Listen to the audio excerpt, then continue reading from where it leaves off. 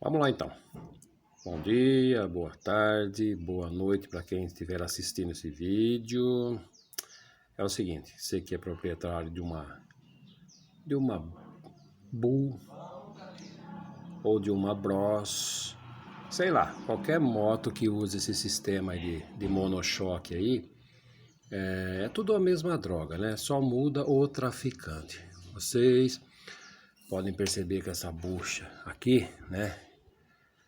A minha moto ela estava fazendo um barulho chato e eu descobri que não era bucha ruim, e sim somente o parafuso que estava solto.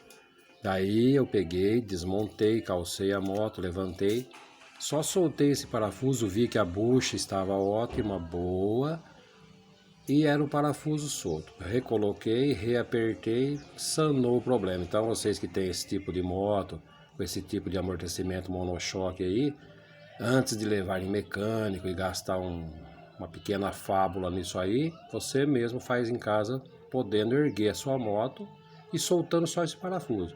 Não tem que desmontar a balança, não tem que desmontar nada, a menos que o problema seja embuchamento de balança, beleza? Então fica aí a minha dica aí para quem tem esse tipo de moto e com esse tipo de amortecimento traseiro aí, beleza? Um abraço.